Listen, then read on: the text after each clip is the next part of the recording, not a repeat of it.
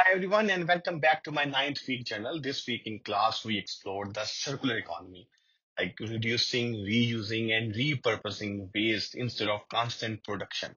So while plastic pollution gets attention, many companies contribute significantly to waste without scrutiny. So here comes the today's topic, the hidden waste crisis, a problem we can no longer ignore.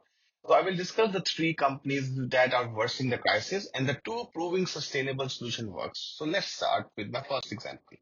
So according to the Transition Australia, the fast fashion industry generates 92 million tons of textile waste annually, with less than 50% being recycled.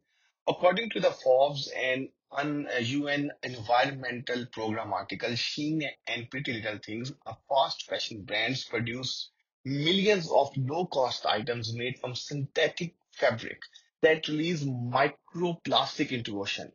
Further, according to the University of California, Los Angeles article, these cheap clothes often last less than 10 years before being discarded. So they are contributing to growing landfill waste.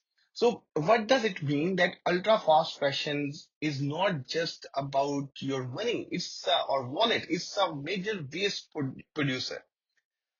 Next, I want to talk about JBS. JBS is the world's largest meat producer. According to the New York Times and The Guardian, they are responsible for over 42,000 hectares of Amazon deforestation in 2013 alone. Further, according to The Guardian, the meat industry contribute nearly 60% of the global food-related greenhouse gas emissions, making it a major a driver of climate change. Also, according to the article published in Unearth, mentioned that despite promising sustainability, JBS supply chain continues to violate deforestation ban, leading to a massive biodiversity loss and water pollution. So, what we learn from this example is that the true cost of cheap meat is widespread environmental destruction. Next, I want to talk about Tetra Pak. So Tetra Pak carton widely used for milk and juices, and they are promoted for 100% recycle. Yet only 30% of the cartons worldwide are actually recycled due to their complex material layer. According to the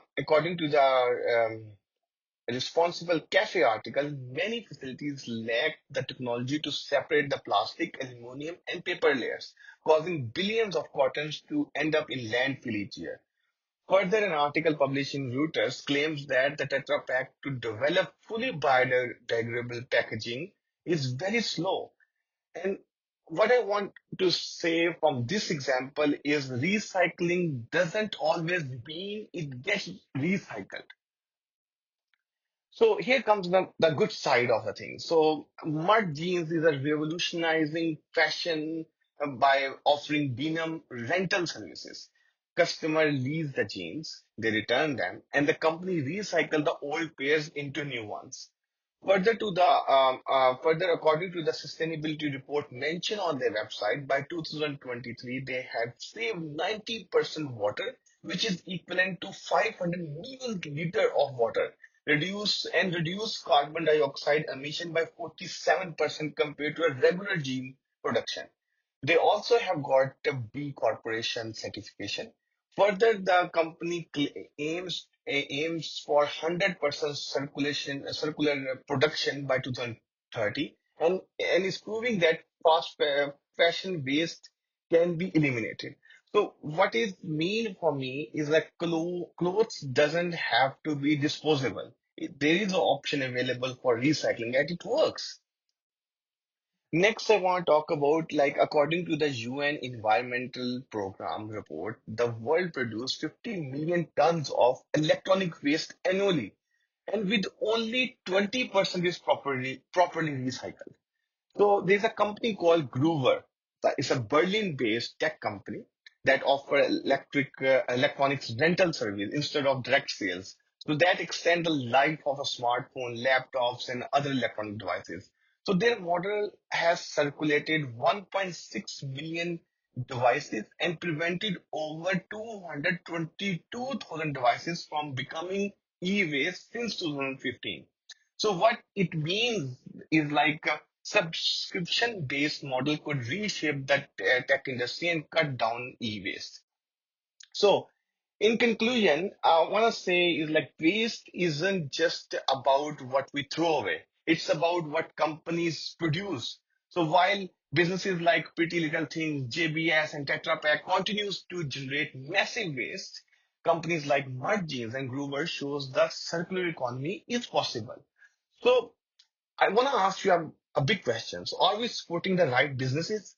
Like every time we buy cheap clothes, fast food, and convenience packaging, we contribute to a waste problem.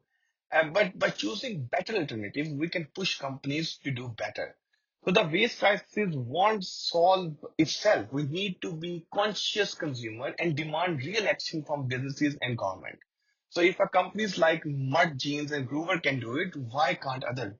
So thanks for listening, and I hope that this inspires you to think twice before your next purchase. And with that, thank you so much for listening. I'll see you next week.